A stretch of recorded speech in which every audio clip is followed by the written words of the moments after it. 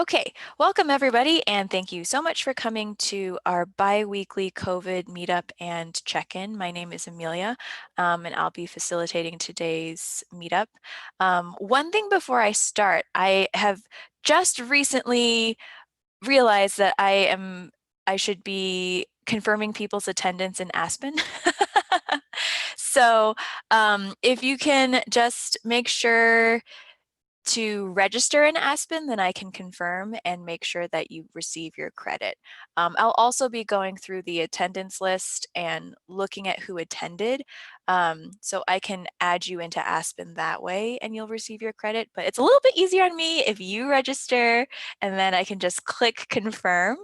But just to let you know, if you want credit, MSL credit for this, make sure that you register in Aspen. And if you're not sure how to do that, feel free to reach out to me. I'll put my email in the chat box, and I'll help you through that process. But just as a heads up, if you want your credit, please make sure to register, and I'll try and also add you in too.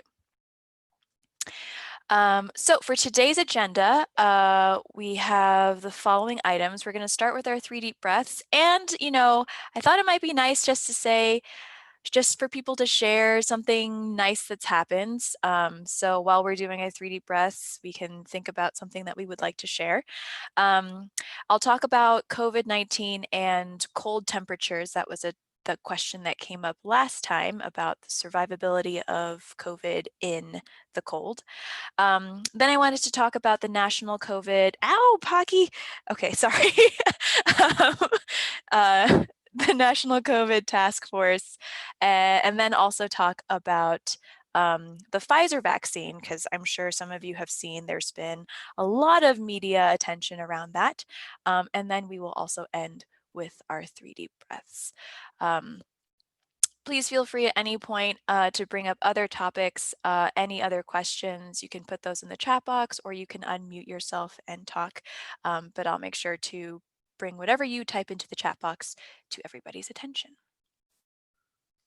So first, let's start with our 3 deep breaths. Our picture today is courtesy of Tracy Cook. It's Pegan Pass from Glacier National Park, which is always beautiful. So if you'd like to sit up straight in your chair, make sure your feet are firmly on the ground, and try and open up your chest, bring your shoulders down away from your ears. No earmuff ears, earmuff shoulders. And just pretend like someone has a string attached to your sternum and is kind of lifting it upwards. And while we're doing our 3 deep breaths, if you guys want to think about something happy, small, positive that you'd like to share from the past month or so, feel free to, and we can put that into the chat box afterwards. So let's do our 3 deep breaths and inhale.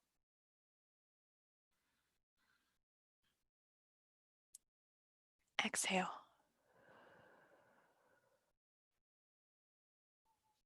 Inhale.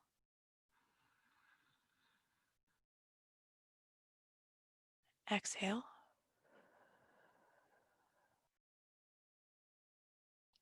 Inhale.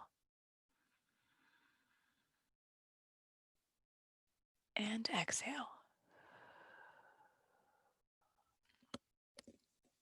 Awesome. So again, if anyone has something that they'd like to share, feel free to put that into the chat box and I'll read that out to people, or you can unmute yourself. A fun thing that I can share is I'm wearing right now a very, very shiny, very red romper that I sewed myself, and it doesn't look bad. It doesn't look great, but it doesn't look bad. So that's been a fun thing that I've been learning how to do.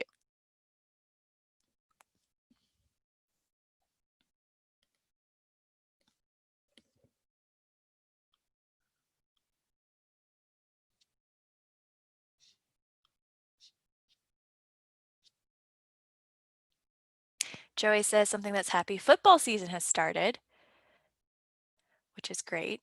Although I'm always like, it's so cold out. Who wants to play football in the cold? But I guess they have all that padding and they're doing a bunch of running, so. Unhappy. The Broncos. Aw. I don't know what happened to the Broncos, but I'm guessing it's not good. I'm sorry, Joey.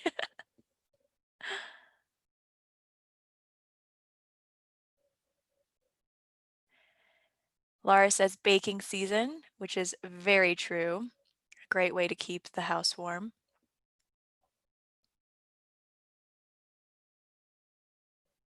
Any other joys that people would like to share? Debbie says political commercials have ended. Yay! That actually is very nice.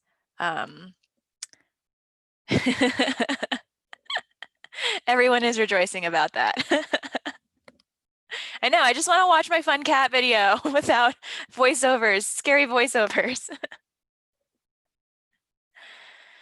All right, well, feel free to keep sharing anything else that you'd like to let all of us know so we can celebrate with you. Either put that in the chat box. Oh, Jody says, since I'm not having to dress up as much, I ordered some fleece-lined comfy pants.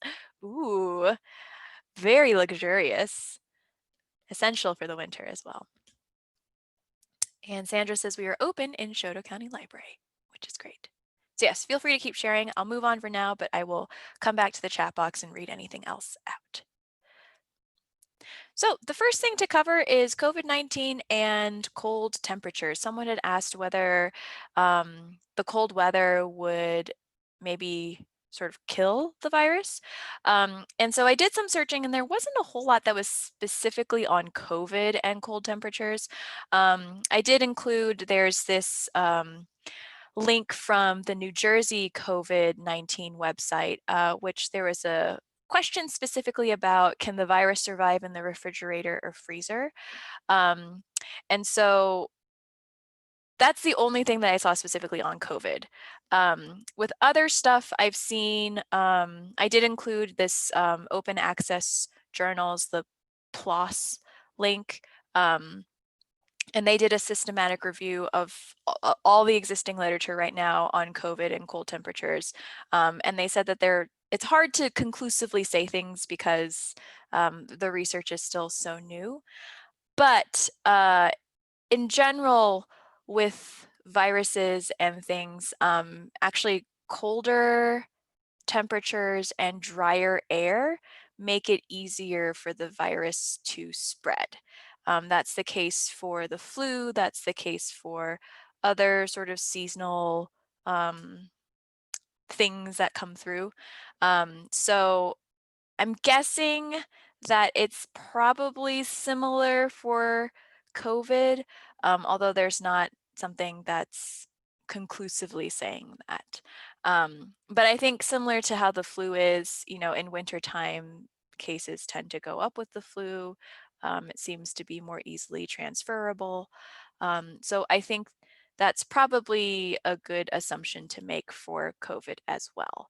I think, it'd be nice if the weather were a barrier, but I don't think that's the case. So I don't think you should count on that in your personal prevention strategies. Ooh, and Nancy said, we just had a 2-week book sale, made over $4,000 to use on new books, which is great. And then there's some chatter about ordering holiday masks and having a cuter mask for Christmas. So if anyone else finds something about COVID and cold temperatures, please feel free to let me know. But in the meantime, let me put these links into the chat box if you want to, excuse me, read more about them. But yes, as I said, I think generally colder, drier temperatures make it easier for things to spread. Next, I wanted to bring everyone's attention to the National COVID-19 Task Force announcement. So on Monday, which was yesterday, actually, I don't know why it feels so long ago, Biden announced his COVID-19 task force, and obviously that will take effect in January, so not now, but I think they want to hit the ground running, so they're getting things together now, and will probably be releasing more details on what they're hoping to accomplish and how they're planning to do that. Overall, they have said that they're aiming for a more coordinated federal response to the pandemic. Again, there's not really any details on what that means, and I will provide updates on specifics as they're released. But that's just something to kind of anticipate, depending on what those federal guidelines are, that obviously could have an effect on everybody, and particularly on regulations for public gatherings and the like. So just something to be aware of. And again, I'll keep you guys updated on what specifics come through.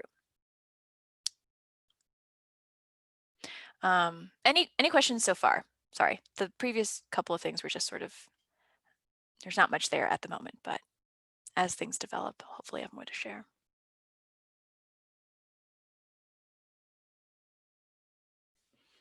Okay. If no questions, then we'll move on. And the next thing I want to talk about is the Pfizer vaccine. So I'm sure some of you have seen that there are lots and lots and lots of headlines about the Pfizer vaccine that they're developing and the early data results that they've gotten from the safety tests that they've been doing. So with their current prototype vaccine, with the COVID vaccine trial, their early results have shown that it is more than 90% effective, which is cool, awesome, great data. But it's really, really important to emphasize that this is early, early, early results. A lot of stuff can change. And I just wanted to provide some more specifics on the trial and what questions are left so that we can contextualize this and be realistically optimistic. I think it's great to be optimistic, but I just don't want people to think that, oh, yay, we can cure COVID, because we're still a long way away from having a viable vaccine. So for details on the trial, the vaccine was tested on a group of volunteers who had no evidence of prior infection. And so the 90%, the reason why 90% has gotten so much media attention is because it's a number, and people like numbers, but that's the level of protection that's similar to childhood vaccines like measles and mumps and rubella and the sort, which have been very, very effective at helping eradicate and curb those diseases. Other good news, no major safety concerns have been observed so far, which is great.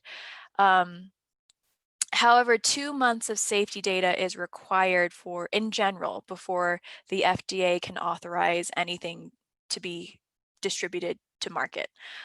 So I believe the vaccine trial, it sounds like it started in like October sometime, maybe early October. So I don't think any authorization or permissions can be granted until um, December, I guess. They didn't say specifically what date, but those are some of the requirements that the FDA has.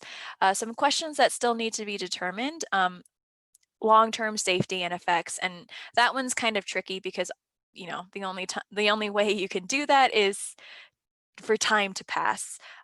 So that's something that people will be paying attention to in the long term. Efficiency / how long the vaccine protection lasts. It's unclear if it shores up your immune system for just a set period of time, or if it actually provides long-lasting protection, or if this might be something like the flu shot where we have to get it every year or something like that. Another question is how many people develop mild versus severe forms of COVID. So obviously with the vaccine, with the flu vaccine, it gives you protection, but sometimes you still do get the flu, but ideally you would get a mild form of flu instead of the severe form of flu. So similarly, they're trying to determine what those sorts of rates are for COVID. And then they're asking how well does it protect against serious strains and protect those who have already been infected. So those are some of the questions that people are bouncing around right now. Again, just to emphasize, 90% is a starting number. Things obviously could change with longer term data. Additionally, because the way the trial is set up, they released these initial results when they hit, I believe, 82 people developing COVID in their trial. So there are 44,000 who were part of this trial, and half of the participants received the vaccine in 2 doses, and then half of the participants received a placebo. And obviously, the participants themselves do not know which one they received. And so the first analysis, a 90% number came from 94 volunteers who developed COVID. So that's like their first group. So it's not clear which of the 94 received the vaccine and how many received the placebo. I think the vaccine trial creators know this, but they're still analyzing this data, and that hasn't been those numbers have not been released to the public. In terms of what this vaccine is, it uses messenger RNA technology. So it introduces messenger RNA into the muscle, it's injected, and that contains instructions for building the proteins that are found on the surface of the COVID virus. So then your body has these little COVID proteins floating around, and then it sort of stimulates your immune system and ideally creates antibodies to protect you against COVID. So that's what I was able to read. There's this really great article that I've linked from the New York Times that goes into quite a lot of detail of what this means and what the next steps are and how this process has been. So I would recommend reading that. I think it does a really good job at sort of couching everything in the right context. And I think, obviously we're all going to be taking a look at this and keeping an eye out on how things develop. But people have said that for, the first return on data, this is like really great to hear. Normally you don't get numbers like 90%. And so as Laura said, it's a start, and, hopefully things keep on going in this way. So I don't know if you guys are going to get any questions about vaccine stuff. I mean, the main thing to know is that nothing is ready at this moment, and probably won't be ready until at the earliest, January or so. But just something good to be aware of and keep an eye out on. And I'll of course provide updates as there are updates. But wanted to see if you had any questions about this, and I'll also go ahead and drop the New York Times article into the chat box.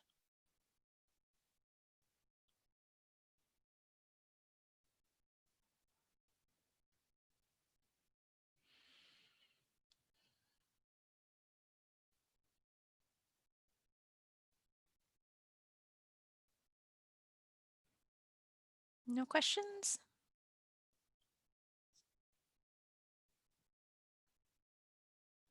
Okay, well, we can move on then.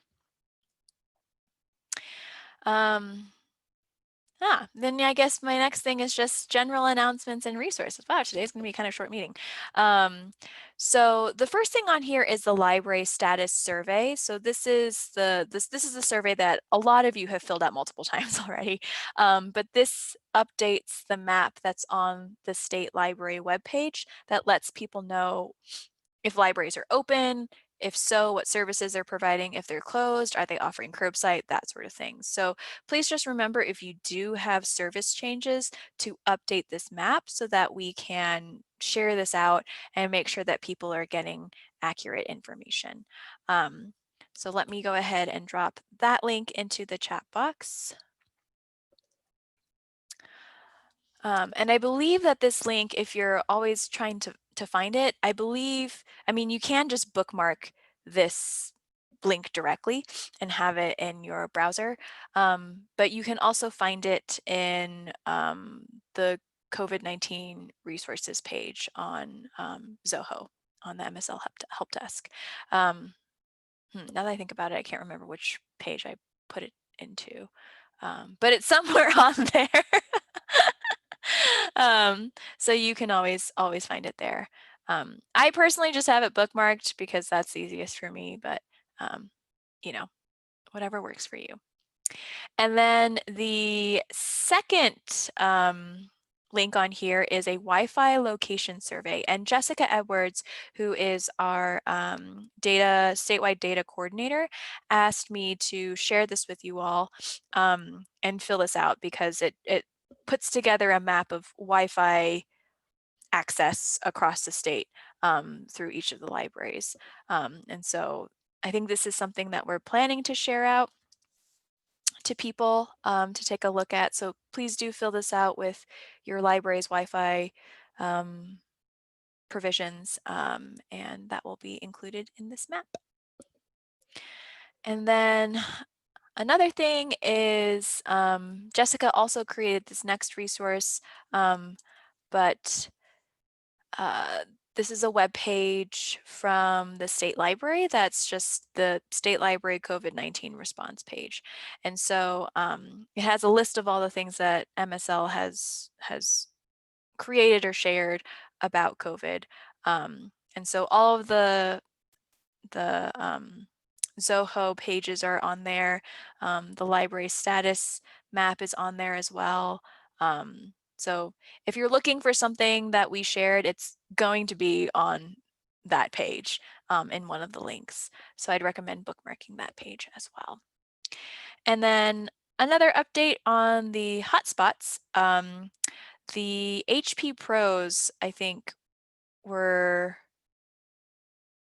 actually, I don't know if they were delayed or not, but we received news that they're going to be in hopefully by the end of this week. So that means that State Library will be able to distribute things out to the libraries that are receiving devices, hopefully by the end of November, beginning of December. So that's just a quick update for all of you. And Laura says, oh, we're starting to lend Chromebooks to our patrons through curbside service. Awesome. That's really great to hear. And hotspots are also available to lend and very popular.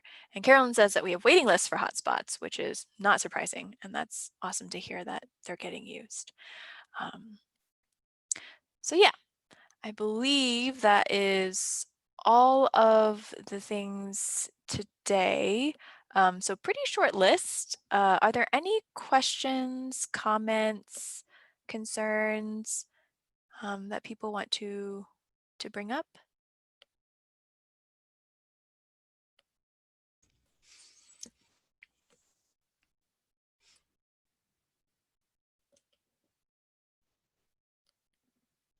Amelia, this is Joe. Can I make a pitch for fall workshops? Yes, please do. So we still have openings in fall workshops, not a lot, but there are a few seats here and there. Actually, I think most of the sessions have a seat or two or three available. These are intended to attend live, so please don't register if you just are just planning to watch the recordings. The recordings will not be all full sessions. It'll be part of most sessions. Some sessions are no recordings, like the wellness and self-care session. Those are all next Tuesday and Wednesday. So hopefully we'll see some of you there. And please let me know if you have any questions about that. There's also a website chat that we just scheduled for Friday. Actually, it was kind of Friday's the usual day that we would have a website chat. Jenny says there's quite a few things she has to share. So I hope we'll see you there. That's at noon on Friday. And Let Joe, me know there's if a you have any question. questions. Oh yeah. There's a question in the chat. Laura asked, is it possible to attend just one of the 2 days? You can attend just one of the sessions of the 2 days. All the sessions are either mornings or afternoons. They're longer sessions. And so we just ask that you, when you look at the description, try to make yourself available for the whole time, because they're very interactive. You have work to do. There's breakout sessions and discussions, and it's not your usual sit back and listen to Amelia talk webinar. I'm just kidding. I mean, that is what a lot of mine are. It's me just like blah blah blah blah blah blah. No, we really did try. Oh, look at Kara Orban laughed, but in the chat box. But we all know we're kidding. We love to listen to you, Amelia. But these are we did hire some professional presenters on these topics from other places, very well vetted, and I think I'm very excited. I mean, just last week Pam and I were talking to Andrew Sanderbeck, who's going to be doing a session on customer service. And I've been in touch with Elizabeth Woodard from Virginia, who's doing something about planning your professional development. And I mean, you're the one who's got the local kids presenting. Yeah, And Heather and Cody. yeah, on transforming teen services. And Mhm. so it's just a lot of good stuff. And it's just for Montana librarians. So, you get to really lean in and have a day to kind of dig in deep. So let me know what you think of this. We've never really done anything quite like this online. So we'll see how it goes. It'll be great. Thanks.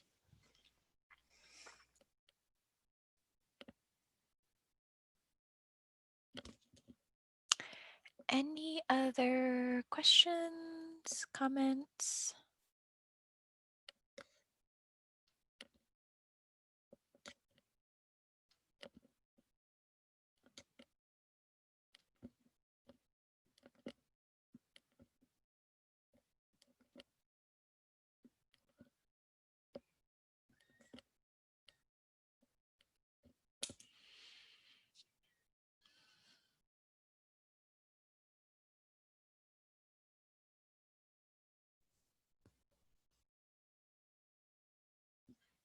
Okay, well, it seems like today is going to be a pretty short session. I'm going to go ahead and stop the recording here. But if you would, after stopping, you'll receive, okay.